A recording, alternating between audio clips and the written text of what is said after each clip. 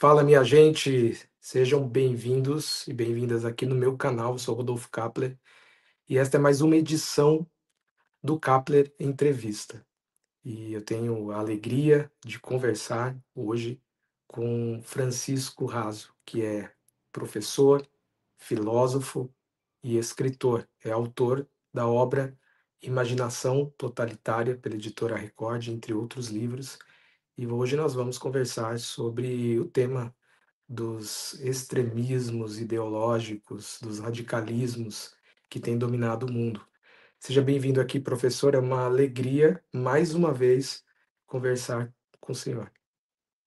Muito obrigado, Rodolfo. Agradeço muito. É uma alegria minha. Acho que é sempre um tema sensível e importante para ser discutido. A gente vai procurar fazer uma conversa franca, honesta e sabendo das dificuldades que é alcançar esse assunto. Então, eu agradeço você pelo convite e já agradeço os seus espectadores também por estar nos acompanhando e ter a paciência, a caridade hermenêutica de também estar aqui diante de nós ouvindo e batendo um papo.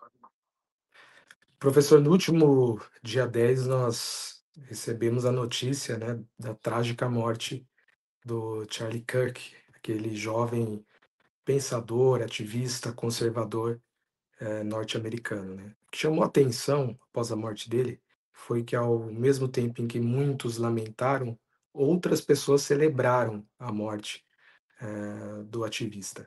Inclusive, uma figura muito conhecida na imprensa, que é o Eduardo Bueno, um jornalista, né, autor de muitos livros sobre a história do Brasil. Ele comemorou a morte do Kirk, e, ou seja, algo lamentável, né? O que esse caso, ou esses casos, né, essas reações à morte de Kirk, essas reações celebrativas da morte de um ser humano, revela sobre o extremismo contemporâneo? Excelente pergunta, uma pergunta que está na ordem do dia e eu acho que já começa no exemplo e não na teoria. Primeiro que a gente precisa entender algumas questões que eu acho que envolvem o debate público na atualidade, e essas figuras são públicas, tanto o Kirk, a figura pública, representa um símbolo de uma geração, sobretudo nos Estados Unidos, obviamente, num contexto específico. Então, ele é a representação simbólica de um movimento de estudantes, de jovens que estão se aproximando a um lado, a um viés, a um perfil político ideológico muito preciso, talvez um pouco difuso ainda para o lugar comum, mas preciso para a autocompreensão que eles têm, reativo, de alguma forma, reativo a um estado de coisas, mas também de uma reação, no caso do Kirk, muito promissora pelo estilo dele, né, pela habilidade que ele tem de pautar o debate, de se colocar à frente do debate. E o que eu estou falando aqui, não estou fazendo nenhum juízo de valor sobre a figura dele, apenas dizendo que é alguém que constrói um movimento de juventude que se internaliza nas universidades, porque ele quer alcançar o espaço público na universidade, não exatamente no sentido acadêmico, mas no sentido de tocar a vida pública universitária. E ele começa a mobilizar muita gente. Então, há uma mobilização muito grande. Os eventos que ele fazia alcançavam 3.000 pessoas de espectador, o que é muito interessante. E ele sentava ali tranquilamente para ouvir e responder às demandas de um debate, daquilo que os corredores da nossa vida universitária manifestam, representam nas tensões políticas, nas tensões ideológicas, no papel que a religião tem, a política identitária. Então, o primeiro destaque que eu daria é que o Kirk fez isso com muita habilidade. Não gosto dele, não, reprove as ideias dele, não, mas ele não dá para negar, ele se tornou um símbolo de um movimento reativo, né? A gente tem que destacar isso, que reage a um estado de coisas, por isso a universidade é um polo interessante, e que ele discute, que ele debate. Se isso é bom ou ruim, é outra história. E aí, quando nós temos a morte do Kirk, pouquíssimas pessoas no Brasil conheciam a figura dele, essas figuras acabam ecoando, acabam, de alguma forma, repercutindo falas que são mais polêmicas do Kirk, e repercutindo no sentido sem filtragem. Eu acho que há um descuido de como essas frases estavam sendo repercutidas. Um movimento fascista, porque ele morreu do próprio veneno, porque o Kirk defendia o armamento, então ele foi morto também pela uma política armamentista que ele mesmo defendia, porque ele tinha ideias radicais. Então, essas expressões que circulavam, de alguma forma, numa imprensa mais tradicional, não tão depurada, eram expressões que, de alguma forma, de algum modo, pareciam dar um ar de compreender por que ele havia morrido. Então, nós entendemos por que houve o assassinato, nós entendemos por que há uma reação enérgica, violenta para ele, que ele tinha ideias polêmicas. Então, vou dar um exemplo contrastando, estou adiantando meu argumento aqui, mas só para ficar bem claro para o espectador, a gente teve um exemplo na mesma semana, que foi manifesto, né, aconteceu um pouco antes, de um rapaz que assassinou uma moça no ônibus, num caso bem grave, num caso bem pesado, e a gente olha aquele caso, a gente vê uma ficha criminal extensa. Muita gente tentou colocar uma questão racial envolvida, mas o caso da personalidade criminosa, né, do temperamento criminoso, de um crime comum, bárbaro, ele é muito maior do que o aspecto da disputa racial, ideológica racial. E aí a gente não cria muita polêmica, porque o crime é bárbaro, que a gente se comove, porque a barbaridade do crime ela não tem muita explicação. Ninguém explica o que é bárbaro. O trágico é aquilo que faz com que nós perdemos é o absurdo. Né? O trágico ele revela um lado absurdo da nossa experiência social, um lado mais perverso, cara que absurdo. Poderia estar ali naqueles episódios de Mindhunter, sabe? Aqueles que analisa os criminosos, o psicopata. Agora, no caso do Kirk, existia ali um salvo-conduto. Opa, ele foi morto, mas parece que há polêmica. Ele foi morto, mas... Então, quando a conversa começa a entrar neste nível, ela desperta sinais de alerta, porque a violência envolvida ali já é uma violência do tipo não criminosa, no sentido, ela é criminosa, mas não necessariamente, ela tem mais elementos. O ato criminoso não é suficiente para a gente entender. A gente precisa de puxar uma cultura de disputa ideológica que está circulando no debate público, a imprensa representa isso. Até aí, a análise que eu faço é uma análise do tipo, faz parte. Né? O debate público é isso mesmo, né? O debate público é o debate de tensões, né? Imagina quando tem aqueles ataques, atentados em escolas, então você tem uma reação do Partido Democrata, que fala da questão da segunda emenda, e aí tem todo um debate sobre o armamento civil lá nos Estados Unidos, tal. Bom, isso faz parte do debate, né? A gente sabe muito bem que da natureza do debate público, essa relação simbólica de explicação do que causou, o que não causou.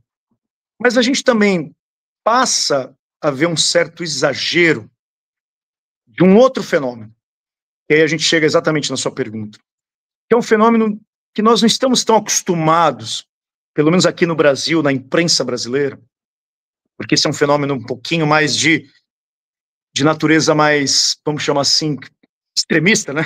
A gente chama de mais radicalizante, que é o fenômeno da celebração da morte dos nossos inimigos. Aí é diferente, percebe? Porque eu já não quero mais explicar, eu não quero mais compreender por que aconteceu isso dentro de um cenário cultural, ideológico.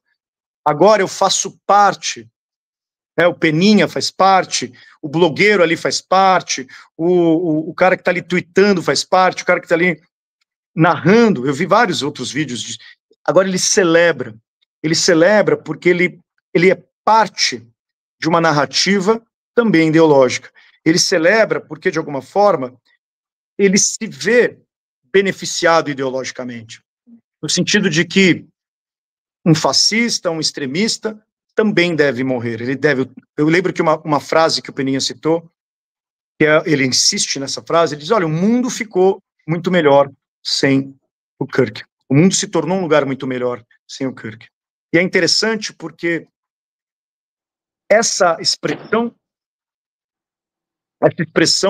de um mundo se tornar um lugar melhor sem o Kirk é uma expressão puramente ideológica.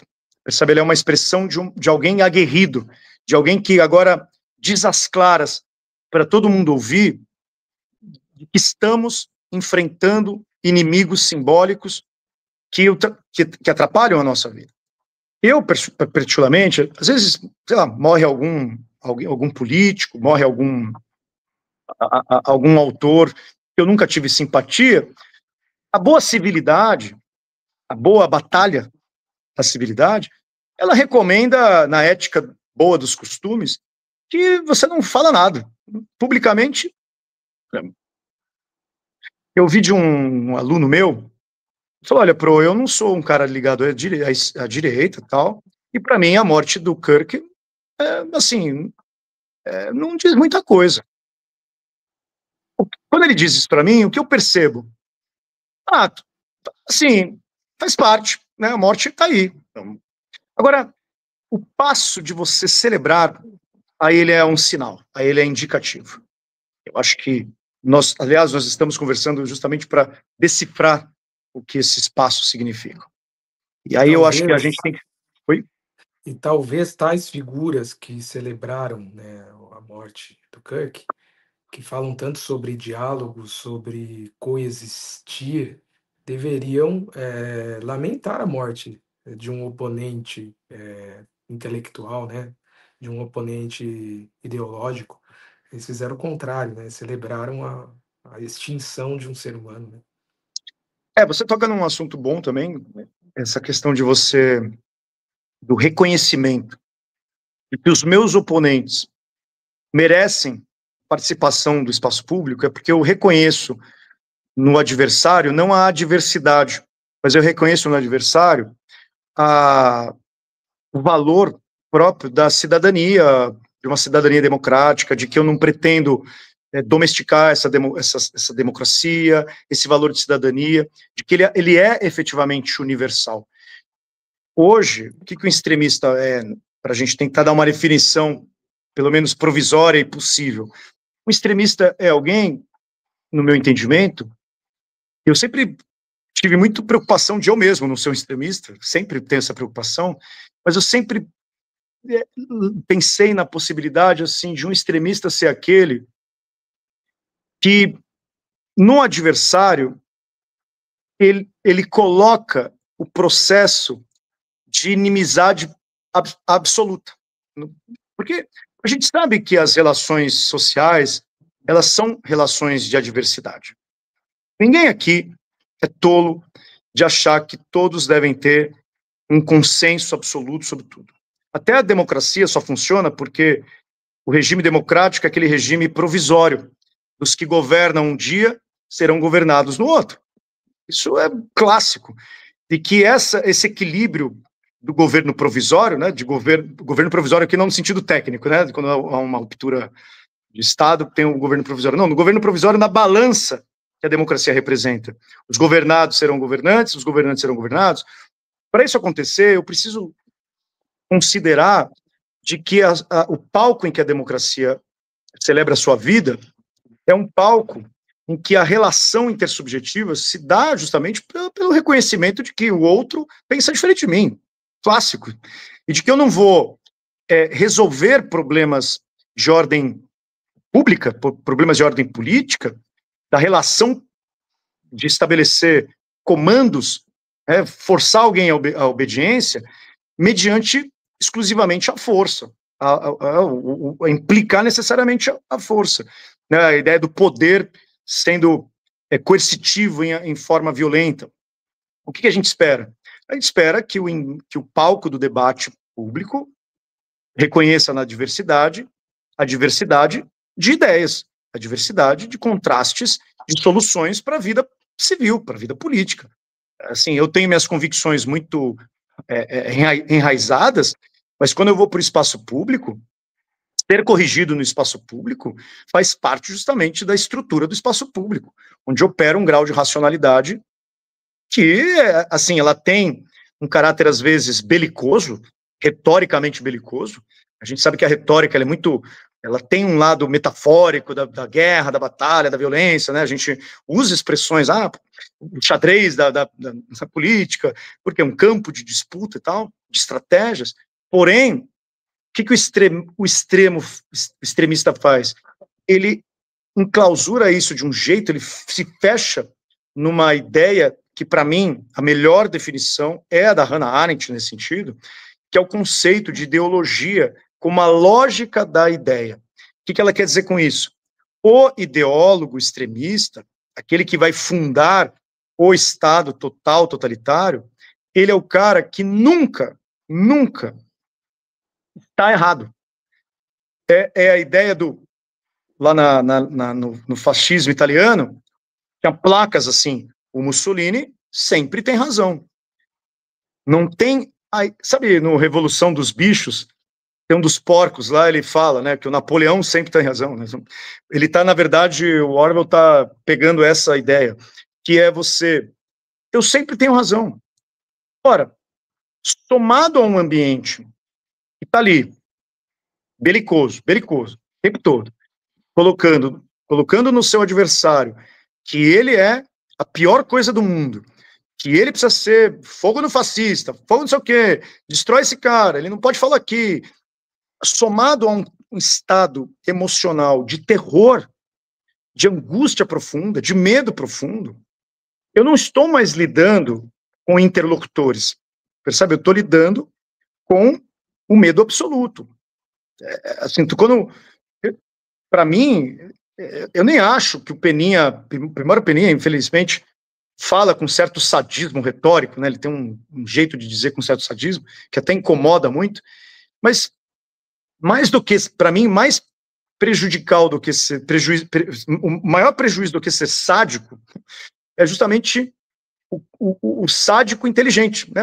Aquele que fala dando uma linha de raciocínio, estabelecendo premissas, calculando, fazendo o diagnóstico quase que de um teorema racional que chega à conclusão de que o outro, numa equação, precisa ser eliminado, o mundo vai se tornar melhor. Aquele grande escritor italiano, Primo Levi, de origem judaica, escreveu um livro que é Isto, o Homem, da história dele no campo de concentração, em Auschwitz. Ele foi um dos poucos sobreviventes, ele é um químico de formação, um dos livros mais bonitos que eu já li na minha vida, recomendo muito. Ele começa o livro falando dessa equação. Quando, no teorema das relações, não é exatamente assim que ele fala, né, estou reproduzindo mais ou menos, enquadrando mais ou menos, ele diz, olha, quando no seu teorema dessas relações você estabelece o outro como alguém que pode ser extremamente excluído, assim, né, você pode na equação tirá-lo, tudo é possível, cara. Você já está num ambiente que não tem, né, você não está matando mais alguém, você não está mais eliminando alguém, você está fazendo um favor para a sociedade. E é isso que, para mim, assim, se fosse um caso de sadismo puro, a gente entenderia, só, caramba, o cara realmente tem problemas, tal, mas é a fineza, percebe? A elaboração teórica, o requinte não da crueldade, mas o requinte sofisticado do raciocínio, que volta a raciocinar e que declara, não, é assim mesmo. Isso para mim é o problema do extremismo. O extremista é alguém que consegue dar boas justificativas intelectuais. Professor, ainda sobre a morte do Kirk, no contraponto, nós temos, por exemplo, o Nicolas Ferreira, o deputado, uma grande liderança da direita no Brasil, pressionando empresas e órgãos públicos a demitirem, a desligarem seus funcionários, seus empregados, se tais pessoas fizeram posts ridicularizando o Kirk. O que isso significa na prática? Esse método de utilizar o extremismo também como uma maneira de reação ao outro tipo de extremismo. Eu sabia que estar conversando com você não ia ser nada fácil, né, Rodolfo? Muito boa pergunta, meu querido. Não, eu gosto dessas perguntas desafiadoras. Eu entendo, faço uma reflexão aqui interessante, pelo menos que eu não tenho uma resposta definitiva sobre isso, mas algumas impressões. Eu, particularmente, eu não gosto, não acho esse estilo de pressão querida. Eu acho que as resoluções sociais, elas não deveriam passar por esse tipo de quase que evidência social de um pânico que é quase que beirando as franjas do linchamento, sabe? Porque nós estamos, no fundo, falando de um tribunal, quase que de exceção, mas um tribunal que não está obedecendo à lógica da política, está obedecendo à lógica do mercado, do trabalho, do mercado, das relações de mercado. Né? Agora, que curioso, quem começou com isso não é a direita. Quem começou com isso não foi o Nicolas. Quem começou com isso foram justamente os progressistas que entenderam, olha curioso, o funcionamento da lógica do capitalismo. Em que sentido? De que a lógica do capitalismo, a lógica de mercado, de trabalho, capital, tal, ela opera com o valor do status de suas instituições. As instituições têm absolutamente total liberdade de querer ou não no seu quadro de funcionário pessoas alinhadas com o seu valor institucional. Isso é clássico. E isso também revela uma certa fragilidade das instituições capitalistas, que funcionam pela lógica do mercado. Então, assim, a lógica do mercado é uma lógica de você alocar valores, né, de você trabalhar com recursos simbólicos, não só valor capital, no sentido, é porque a gente entende capital necessariamente com dinheiro, né? Mas o valor simbólico, que se converte, às vezes, em valor de mercado mesmo, de valor de capital financeiro. Então, quantas e quantas marcas não se associaram a uma política de cancelamento mobilizada por movimentos de esquerda progressista, vamos ser bem claro, que a esquerda revolucionária ortodoxa não faz isso. Não à toa, o PCO no Brasil foi um dos poucos partidos que sempre. Eu estou longe de ser qualquer alinhamento com o PCO, mas a gente tem que entender que uma esquerda clássica revolucionária não cai nessa conversa de usar a lógica do mercado para caçar bruxas, para pressionar as empresas ao cancelamento. Caça às bruxas. Cancelamento de ator em filme, cancelamento de funcionário que está alinhado a um artista. Professor, até te interrompendo, desculpa, mas só fazer uma contribuição. Tem até uma filósofa feminista estadunidense chamada Nancy Fraser, e ela cunhou um termo que é o progressismo neoliberal. Esses progressistas não são progressistas, né, porque Sim, eles estão utilizando essa lógica do liberalismo, do neoliberalismo, sim, enfim. sim, sim. Ela é uma expressão que vai gerar desconforto em muita gente, mas do ponto de vista teórico, técnico, ela diz muito sobre isso que eu estou falando. Ela, olha, a lógica de operação dessa política de cancelamento, ela é progressista, porque ela está promovendo valores do progressismo atual, que a gente chama de progressismo identitário. Né, o espectador precisa entender que é um progressismo, que é o progressismo revolucionário ligado à teoria econômica das classes e tal, e esse progressismo que ficou mais conhecido hoje como progressismo identitário, porque ele atua através de valores ligados à questão de gênero, questão de racial, a questão que tem a ver com políticas do direito, né, essa questão do excluído ligado a esfera criminal, a identidade também ligada a uma questão de pessoas que têm condições especiais. Então, as políticas identitárias, elas avançam dentro do mercado das ideias, isso aí não tem o que fazer, faz parte da democracia, mas elas usam uma lógica. No Brasil, e nos Estados Unidos também, aquele Sleep Giants, ele é um clássico movimento que opera desse jeito. Então, eu, pessoalmente, nunca gostei dessas políticas, tá? Eu não sou alguém que opera na minha mente, porque eu acho perigoso o linchamento. Você se colocar em alguém lá o selo de que, esse cara aqui, olha, ele tem essas ideias lá na internet, olha, ele falou tal coisa. Aí você vai lá na empresa, ó, o seu funcionário aqui, ó, ele está dizendo essas coisas. É assim, é um jogo, muitas vezes, que opera na lógica do linchamento. Para mim, isso é um sintoma do nosso tempo, de uma luta, de uma batalha, que ela visa também não matar o adversário, mas criar um ostracismo, né? O cancelamento é isso, né? É a lógica, sabe quem fala muito disso? Curiosamente, aquele filósofo, sociólogo, o Bauman, Zygmunt Bauman, num artigo que ele tem no Medo Líquido, é um livro dele chamado Medo Líquido, e aí ele tem um capítulo lá no Medo Líquido que ele fala da mentalidade Big Brother. Eu gosto muito desse capítulo, eu não sou tão fã do Bauman, assim, se bem que é um autor que tem insights interessantes, e nesse capítulo lá ele fala assim, olha, existe aí, e olha, ele está falando isso tem uns bons tempos, então uns 12 anos, né? Logo que começou essa onda de Big Brother, ele vai dizer, olha, existe uma lógica do Big Brother é o reality show, não só do Brasil, né, porque o reality show ficou famoso no Brasil, mas ele tem em diversos lugares do mundo.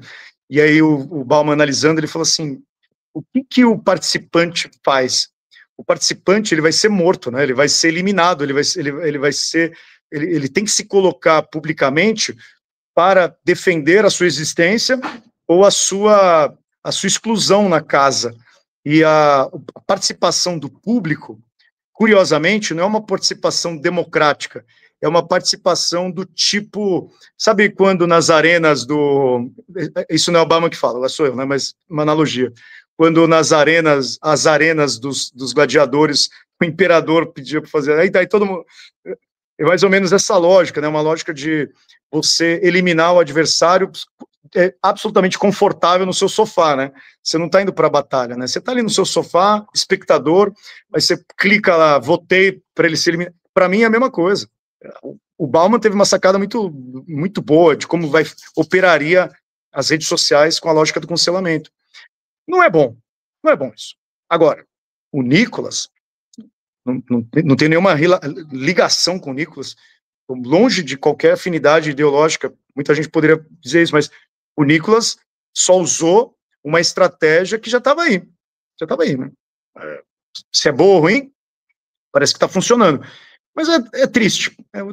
Sabe, ter que chegar nisso é um sintoma de que o debate já está corroído. Que o debate já... Porque, veja bem, Rodolfo, se você não consegue, numa sociedade, lamentar a tragédia e celebrá-la, então, assim, a coisa já está dada, né? Os dados já estão lançados aí. Professor, no seu livro Imaginação Totalitária, o senhor defende a tese de que o totalitarismo, o senhor trabalha bastante a Hannah Arendt e tal, o totalitarismo é exemplo do fascismo na Itália, do nazismo na Alemanha, do stalinismo na antiga União Soviética, não é apenas um regime político, mas uma maneira de pensar e de imaginar a realidade.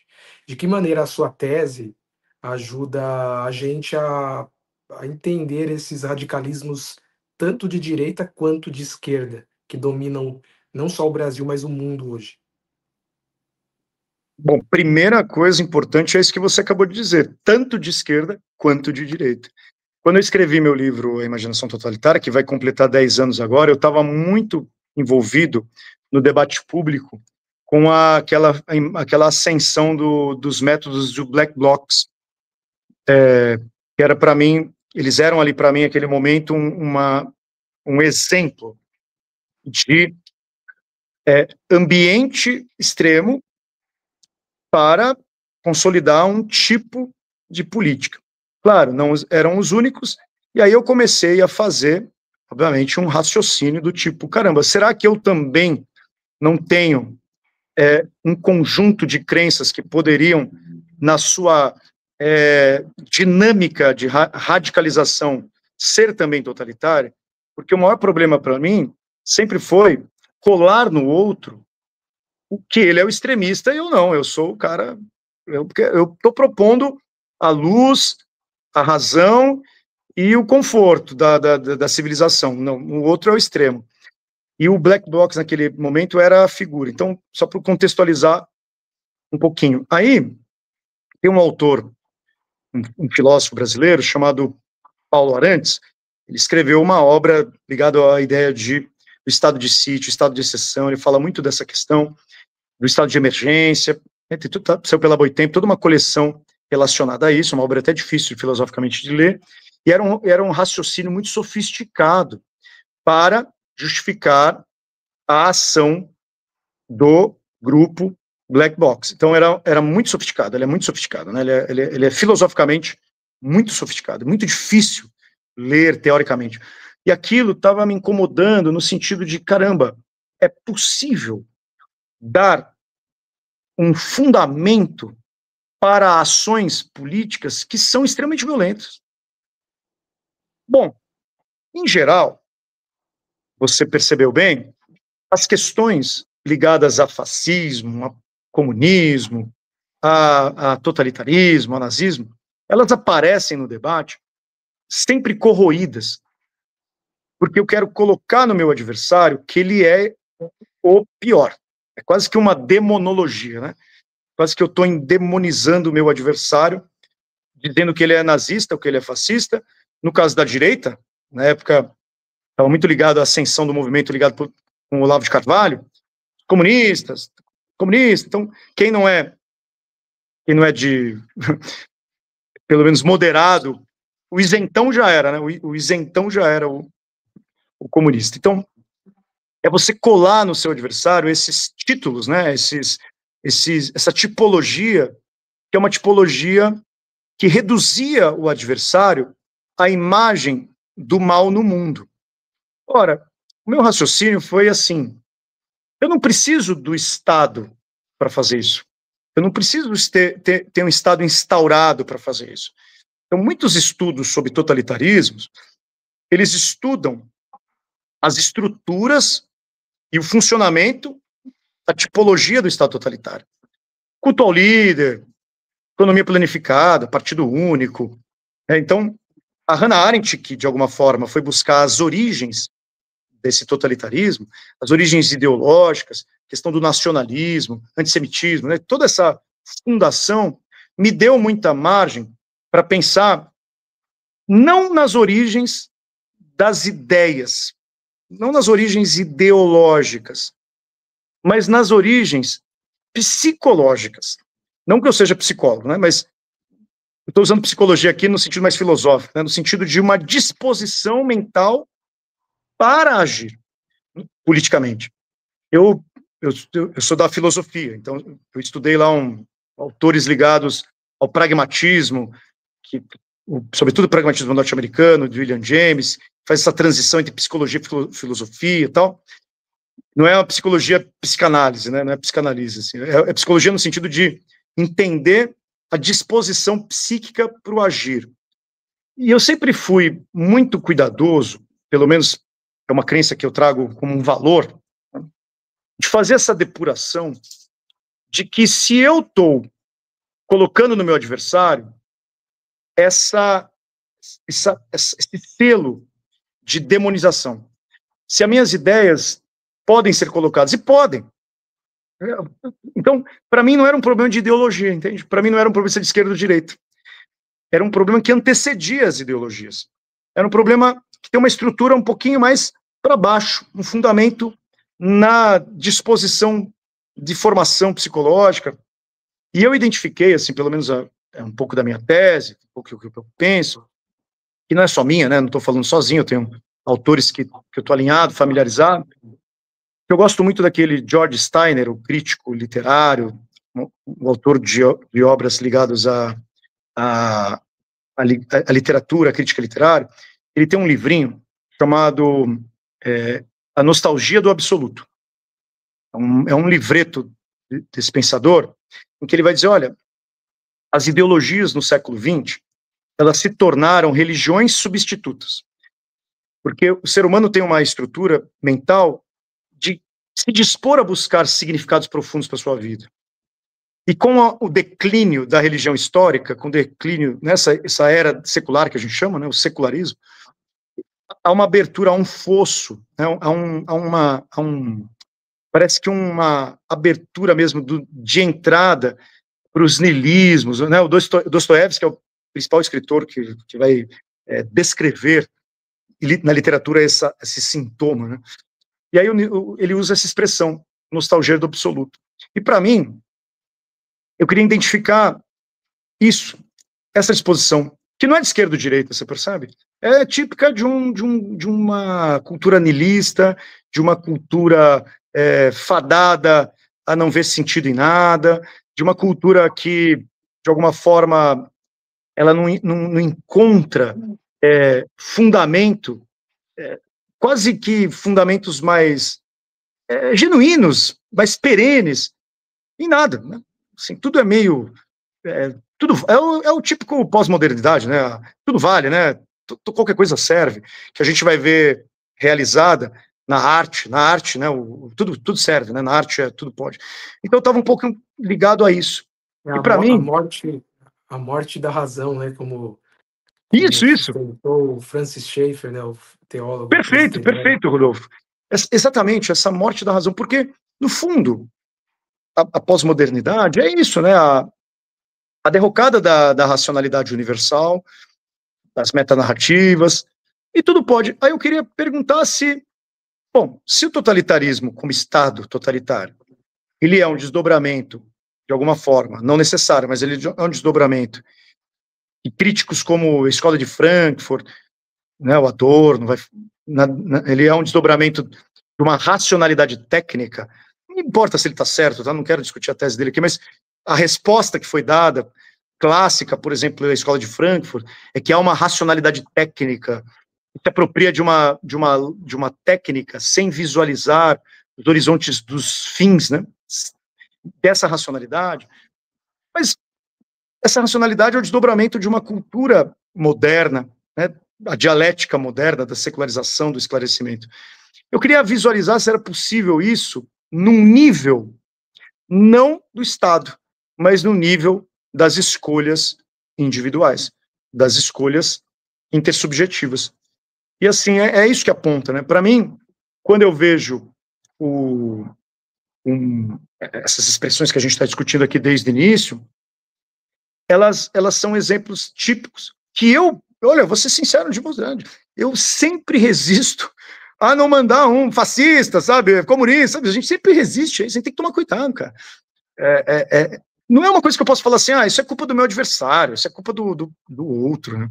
Cara, eu sou um agente, eu sou professor, eu sou comunicador, eu estou também no debate público, eu também sou motivado por irritação, por paixões, e é fácil você ir lá, dar um like em alguém que está cancelando uma pessoa que quer ser cancelada. No meu livro, eu escrevi um livro chamado Minha Contribuição para Tornar o Mundo um Lugar Ainda Pior. Eu falo muito dessa questão da banalidade, a Hannah Arendt falava da banalidade do mal, eu falo muito dessa ideia da banalidade do heroísmo, no sentido de que, às vezes, não preciso de fazer nenhum ato heróico, pequenos gestos já são suficientes, tanto para destruir, quanto para salvar, né? Sem essas políticas grandiosas, né? O senhor fez menção aí à Escola de Frankfurt, a Adorno. O senhor acredita na tese dele de que alguns indivíduos têm uma propensão ao autoritarismo, né? Ele fez um estudo lá nos Da Estados Unidos, personalidade autoritária. personalidade autoritária, conversou com alunos e percebia em alguns indivíduos uma propensão a um extremismo, né, um autoritarismo, a um totalitarismo. Tem conexão com a sua tese?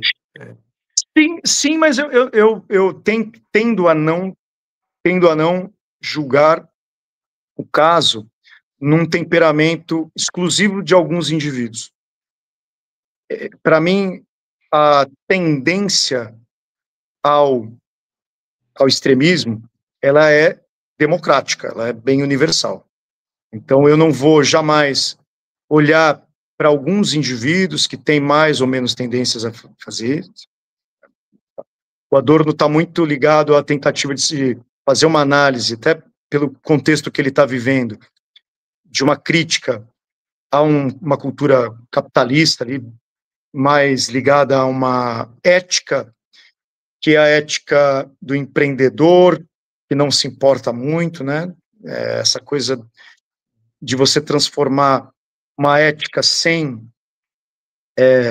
fins, né? Ela é uma ética dos meios, né? Que é isso que é a grande questão. E o Adorno vai fazer estudos nesse sentido, de mostrar que a personalidade autoritária é ligada a um perfil.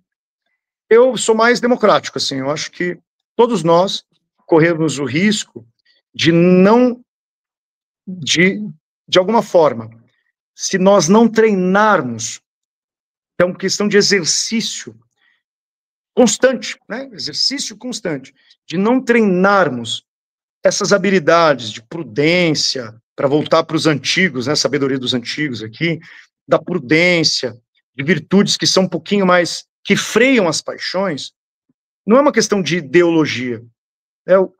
Aí Aristóteles, já para mim, é a melhor resposta para esse tipo de questão. Se eu não treinar se eu não exercitar as minhas virtudes, a desmedida, a arrogância desmedida dos interesses, né, da ganância, da temeridade, da honra, né, de você querer um poder, da mesquinharia, tudo isso corrói a nossa alma. E não é porque eu sou da ideologia X, Y, Z, né, não é porque eu sou... eu acho que há uma fragilidade na nossa natureza. Fragilidade ali que é típica do ser humano. É que esses autores, né, a gente tem que lembrar bem, eles não acreditam muito em natureza humana. Como eles estão olhando sempre que o conceito, é meio hegeliano isso, que o conceito ele é historicamente desenvolvido, então a historicidade, ela demarca muito o que nós somos. Né, não tem uma natureza permanente. Esses teóricos da teoria crítica, eles não aceitam, né, essa coisa da essencialidade humana, né, chamando quase de um essencialismo. Aí é uma questão mesmo de disputa, de visão de mundo. Eu já sou de uma tradição que acredita na possibilidade de ter uma natureza humana, e essa natureza humana é corruptível. Olha, não precisa ir muito longe, não precisa nem para os gregos, né? Vai lá para Maquiavel já sabia disso, né? Eu fiquei com. Me senti tentado aqui a enveredar a nossa conversa para a tradição cristã dos vícios e das virtudes, mas vamos deixar para uma outra, né, professor? Vamos Assim, ter aqui não tenha dúvida, não vamos tenha manter dúvida. aqui essa linha aqui, né, de reflexões. Eu vou fazer uma afirmação aqui, não sei se o senhor concorda ou não, mas eu acredito que, olhando para o Brasil, não vou nem pensar no mundo, mas eu acredito que tanto a esquerda no Brasil, né, que tradicionalmente é coletivista, eh, mas a direita também no Brasil, ou uma parcela da direita brasileira, também se tornou coletivista. E como o senhor disse há pouco, a esquerda que hegemônica hoje no mundo, ela é identitária. E eu vejo também a direita enveredando por esse caminho do identitarismo. O senhor concorda com essas afirmações? E se sim, quais são as semelhanças desses identitarismos, tanto à esquerda quanto à direita? Sim, concordo, não temos dúvida nenhuma que o identitarismo ele é uma corrosão do caráter de uma civilidade universal, é uma resposta. Todo identitarismo é uma resposta. Eu não sou tão iluminista assim, né, mas todo identitarismo é uma resposta para a derrocada da ideia de que o valor da civilidade universal é um valor que não tem muito sentido. Então, na verdade, os valores são culturais, né? Eles são valores que estão enraizados num determinado contexto cultural. Não há nenhum problema, não necessariamente o identitário vai ser isso, né, obviamente, mas eu digo, é preciso demarcar bem essa distinção. E nós podemos, sim, com a queda, a partir da queda do Muro de Berlim, para estabelecer um marco histórico, porque a queda do Muro de Berlim, ele representa a derrocada do último da última metanarrativa, que é o comunismo, a última formação de uma história universal, o que aconteceu? A esquerda, ela passa a se tornar mais identitária. A década de 60 e 70 são esses períodos marcam a origem disso. Então, você pega lá os estudos de Marcuse, Angela Davis, toda essa turma que vai formar, até o Marcuse, a gente tem que lembrar, que vem da escola de Frankfurt, ele rompe com a escola, com Adorno, o Adorno achava ele muito radical, né? A gente tem que lembrar que os identitarismos, eles pautam a partir de uma mudança de método e de perspectiva com relação à metanarrativa da história do comunismo, né, desse socialismo histórico, porque ele entende que perderam, né, os comunistas perderam na história, né, historicamente falando. E aí, vamos arrumar novas saídas, né, vamos arrumar nova linguagem, vamos arrumar novos recursos, começar a olhar, por exemplo, para os movimentos, como fez o Foucault, manicomiais, dos antimanicomial, começar a olhar para os movimentos sexuais, começar a olhar para os movimentos que, de alguma forma, tratam dos valores. Eu não estou fazendo nenhum juízo de valor aqui, por favor, tá? Estou só fazendo um levantamento. Mas fique à vontade para fazer. Não, é só para a galera que está ouvindo entender, né? E esses movimentos, eles começam a vislumbrar que a ação performativa, ela não é mais a ação performativa revolucionária. Então, ela é agora uma ação performativa sexual, ela é, a partir da Angela Davis, um problema da raça, ela é um problema ligado à questão de gênero, então o feminismo começa a ganhar força, um feminismo mais atual, né? Terceira onda. Isso, chamada de feminismo da terceira onda. Então, agora eu localizo o agente transformador, libertador, na identidade, né, nesse elemento identitário, e não mais em valores como classe ou valores como cidadania. E o que é interessante é que, ao mesmo tempo, curiosamente, né, justapondo isso, você também passa a ter um movimento de ascensão da ideia de que a identidade também pode ser a identidade nacional. Então, há uma reabilitação do nacionalismo, há uma reabilitação, que eu poderia chamar aqui, alguém, mas isso é patriotismo. Porque o que nós temos, né, Rodolfo? Não há sombra de dúvida. Nós temos quase que uma ideia de que o liberalismo, ele vai eclodindo justamente porque ele é hegemônico, ele é o sucesso do liberalismo, é essa cisão das relações sociais, porque é o culto do individualismo, né? Ele é o culto das relações individuais, né? É isso que é. Então, aquele debate sobre liberais e republicanos, né? O republicanismo, não republicanos antigos, tá? É o republicanismo, essa teoria de peraí, o bem comum e a comunidade, chamado de comunitarismo também. Então, aqueles que não flertam com o movimento de esquerda, estão olhando mais para o individualismo, eles vão começar a disputar, peraí, mas qual que é o grande agente da história social? Quem que é o grande polo autodeterminante dos valores? É a comunidade, não, é o indivíduo. Essa é uma discussão que vai sendo colocada um pouco de longe com a discussão dos identitários, né? Os liberais vão disputando ali com os republicanos, com o movimento republicanista, e tudo isso é para perguntar quem é o grande agente da civilidade, né? O grande agente da civilização. Ora, os extremos disso, é só a gente perceber que os extremos do individualismo vai se dar nesses movimentos ultra-individualistas, anarcocapitalistas, que de alguma forma vão ver na lógica do mercado a única lógica potencial do gerenciamento da vida social. Então você tem uma tendência desse tipo. Aqueles comunitaristas que vão ver também no conceito de nação um conceito privilegiado, e aí você começa a rasgar os valores ocidentais, porque você poderia falar assim, mas esse conceito de comunidade, ele é um conceito lá da cristandade.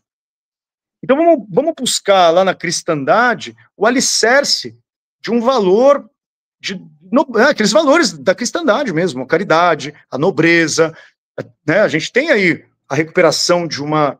A gente não pode esquecer do cristianismo nessa equação, da Igreja Católica que sempre foi, eu sou católico, assim, sempre foi antiliberal. As grandes encíclicas do Leão XIII não são encíclicas contra o comunismo, são encíclicas contra o liberalismo. A gente esquece disso, né?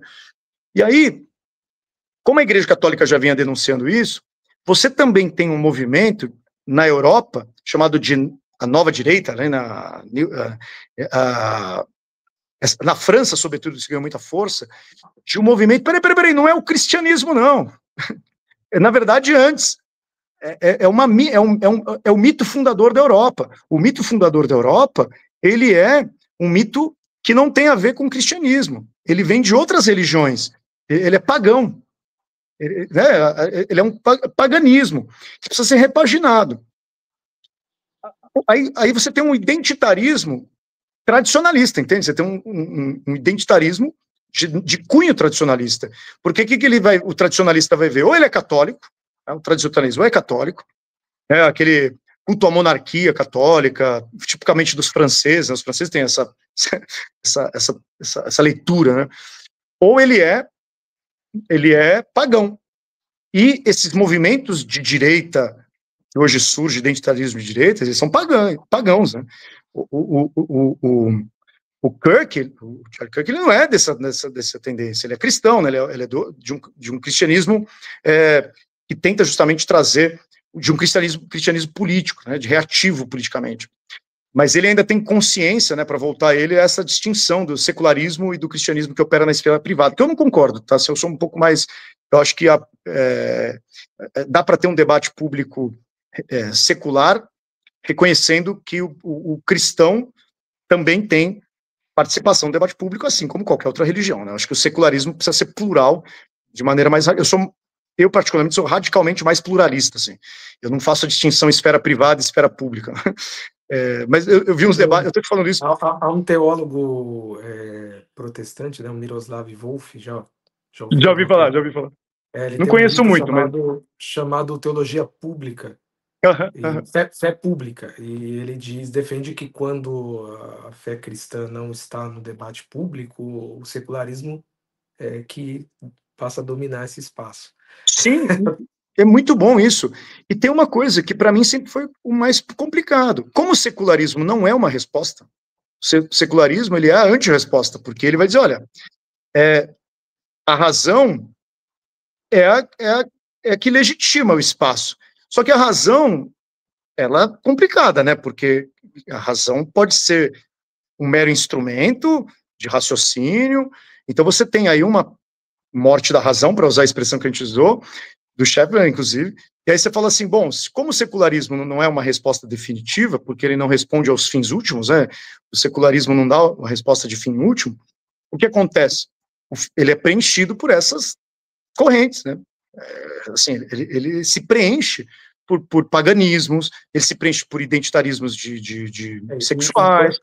Enquanto o debate público, que é, de certa maneira, desenvolvido por poucos indivíduos, né? Por mais que a gente fale que o debate público, que todo mundo participa hoje nas redes sociais e tal, mas a gente sabe que o debate público que se dá na imprensa e tal, são poucos indivíduos, poucos atores que participam. Enquanto esse debate acontece dominado pelo secularismo, há uma multidão de pessoas que estão indo às igrejas, aos terreiros, às missas, ou seja, não tem como você extirpar esse anseio pelas coisas sobrenaturais das pessoas, né? Você sabe que uma das coisas que mais me incomoda, assim, perfeito seu diagnóstico aí, né, da situação, porque quem é mais ligado aquele agente público do debate, né, que fala em nome da razão, ele vai fazer o apelo por uma razão iluminista. É o chamado novo iluminismo, né? O movimento, inclusive, aquele autor famoso lá, como que é o nome dele? É o Stephen Pinker, né? Ele tem, eu acho que, essa coisa do novo iluminismo, de resgatar os alicerces de uma racionalidade moderna. Não é só ele, tem vários aí que vão por esse caminho. E aí, o que acontece? Como você disse bem, né? O anseio das pessoas, a pessoa comum, os anseios são outros. Os anseios são outros. E assim, para mim, isso sempre foi um risco. Eu não posso negligenciar esses anseios como algo. Ah, isso aí é folclórico. Ah, isso aí é gente ignorante. Ah, a fé é um negócio de gente estúpida. Ora, a gente sabe que a democracia, que faz essa distinção, ela está sendo, sim, domesticada por esse tipo de lógica secular que passa a ser, de maneira oculta, detentora de uma premissa absoluta sobre o debate público. Não dá para a gente se esquivar disso. Eu não posso dizer, a minha racionalidade secular, ela é a resposta para o espaço público. Bom, então eu estou sendo justamente autoritário, ainda que eu declare amor à democracia. Professora Eu não quero derradeira. citar nomes aqui, tá? Mas assim, a gente, Tá. o espectador deve reconhecer bem quem fala desse jeito. Professora, a derradeira pergunta aqui, poderíamos continuar, mas vamos manter aqui esse padrão, né? Senão para as pessoas Sim, ficarem com gostinho de quero mais. Espero contar com a sua participação numa próxima conversa para falar sobre aborto ou muito sobre bom. outros temas, né, que o senhor desenvolve. A gente sabe que as mídias digitais, né, as redes sociais que se formam dentro das mídias digitais, elas potencializam essa imaginação totalitária, né, os radicalismos, os extremismos e tal. É possível conter a expansão dessa imaginação totalitária sem esbarrarmos, sem bloquearmos a liberdade de expressão? Excelente. Pergunta. Estamos aí, né, na discussão. Essas perguntas, essa pergunta exclusivamente é muito boa. Olha, eu tenho pensado bastante nisso. Para mim, a resposta não pode ser uma resposta que passe pelas instituições de poder soberano. Então, eu não acho que a resposta tem que ser Não passa dada. pelo Estado. Não passa pelo Estado, né? Vamos ser bem claro, né? Porque a gente tem um problema, você sabe bem, o espectador não é ingênuo, que o Estado se confunde muito com políticas de governo, principalmente no Brasil, né? Então, o Estado, que é uma estrutura, eu não gosto da ideia de Estado neutro, mas o Estado é uma estrutura de poder soberano que precisa ser governado por diversas, naquilo que eu tinha falado, né, a democracia funciona assim, você regula ele pela representação ideológica, uma hora um, outra hora outro, né? O Estado precisa ter justamente esse modelo de que um governo, hoje é governo, amanhã é governado, como eu disse lá na resposta anterior. Então, as políticas de censura, ou melhor, as políticas de regulamentação, para falar com eufemismo, do espaço público, ele assume, é o governo assumindo que, primeiro, cabe ao Estado a manutenção do espaço público, como se o Estado fosse maior que o Estado público, que o espaço público, em termos de lógica, né? Maior que eu quero dizer assim, estrutura lógica, não maior de tamanho, né? Maior de princípio, ou seja, está numa escala lógica acima, se a gente quiser usar uma expressão mais técnica, da sociedade civil. Eu Isso é, defendo. isso é totalitário. Pois é, exatamente, perfeito. Quer dizer, se o Estado assumir que é o protagonista, único e exclusivamente, da esfera civil como um todo, pronto, é isso aí. Qual é o passo para ele invadir tua vida privada? É o Assim, Ministério da Verdade, né?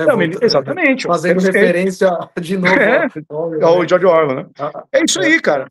Então, para mim, do ponto de vista lógico, né, da estrutura do princípio, a esfera da sociedade civil, ela antecede o Estado. Não estou falando de anteceder historicamente, estou falando de anteceder na estrutura. E a sociedade civil precisa ser feita através da discussão pública. Não tem outra forma da sociedade civil se desenvolver se não você permitir que as pessoas falem, e mais importante, cara, sejam corrigidas. Percebe? Se eu venho aqui, se a gente está aqui numa entrevista, né, num bate-papo que tem um modelo entrevista.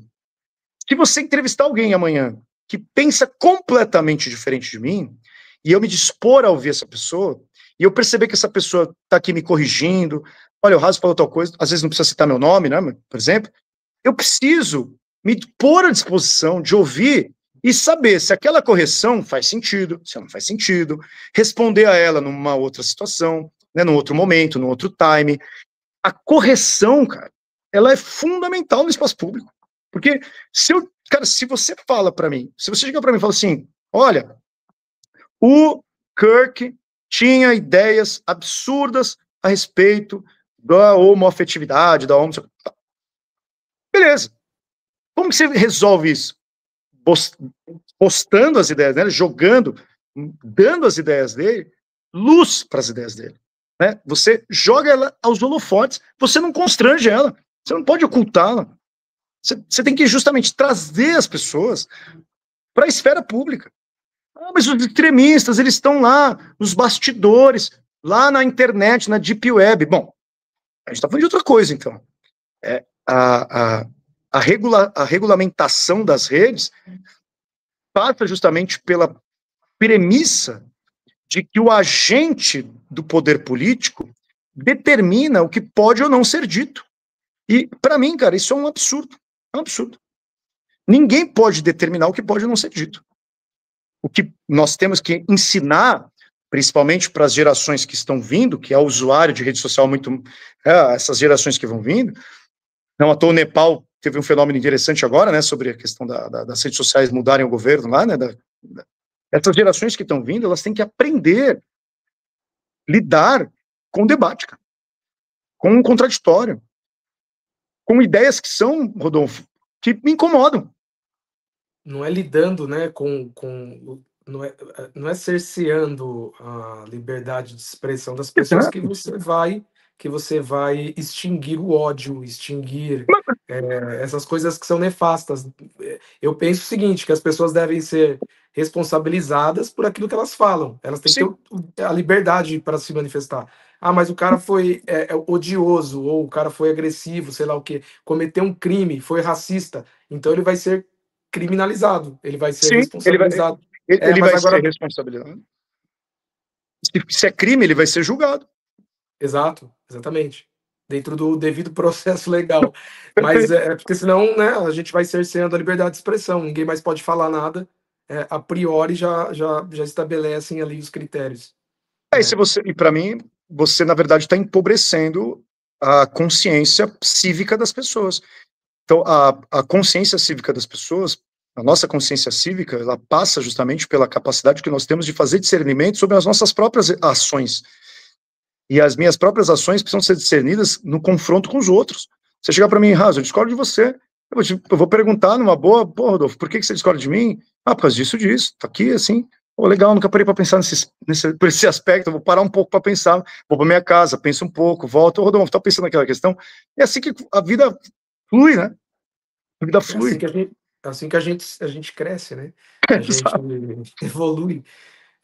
Professor, obrigado por me atender, obrigado, enfim, por essa entrevista tão relevante, tão importante, e tenho certeza que muita gente vai sair daqui pensando, e, enfim, muita gente foi confrontada, inclusive, com paradigmas aí que tem abraçado, e eu acho que esse é a ideia aqui, da gente fazer esse tipo de conversa. Suas últimas palavras aqui, fique à vontade. Cara, assim, a única coisa que eu quero dizer é te agradecer bastante, adoro bater um papo, adoro conversar, quando você me mandou uma mensagem me convidando, fiquei muito honrado, eu não estou longe de possuir qualquer resposta para alguma coisa, então para mim as suas perguntas sempre funcionaram aqui nessa conversa, como fui privilegiado pela possibilidade de pensar junto com você. Espero ter dado esse prazer do pensamento aí também, da reflexão para os seus ouvintes. É isso que eu gostaria de dizer e te agradecer bastante. Eu te agradeço, fui muito enriquecido aqui, o público também. E aí, ó, a gente vai ter uma próxima para falar sobre abortos, né? Você tem um Conte livro comigo. muito bom, tem um livro sensacional sobre o aborto, que levanta discussão de fato sobre essa questão, né? Porque não há discussão, essa é a premissa do livro. Não há discussão séria sobre o Exato. aborto no Brasil, no espaço público, a gente tem que falar sobre isso. E talvez, né, ou muito provavelmente, os grandes veículos de imprensa não dão atenção para este tema, mas a gente está na internet aqui, né? Temos Perfeito. liberdade no YouTube para falar sobre isso. Então é isso. Antes da gente encerrar, eu vou pedir para vocês que nos acompanharam até o fim se inscreverem no canal. Peço para vocês deixarem o like é importante para o canal crescer, aparecer. Compartilhe o link com mais pessoas, manda o link lá no grupo da família, no grupo do trabalho da igreja, enfim. E vou pedir para vocês também ativarem o sininho para receberem as notificações. Todo dia tem corte saindo, então a gente, depois que publicar, enfim, as entrevistas são publicadas, a gente faz os cortes e tem todo dia vídeo novo sendo publicado aqui. Então é isso, gente. Valeu. Muito obrigado, professor. Tenha aí um ótimo final de semana. Valeu. Eu que agradeço.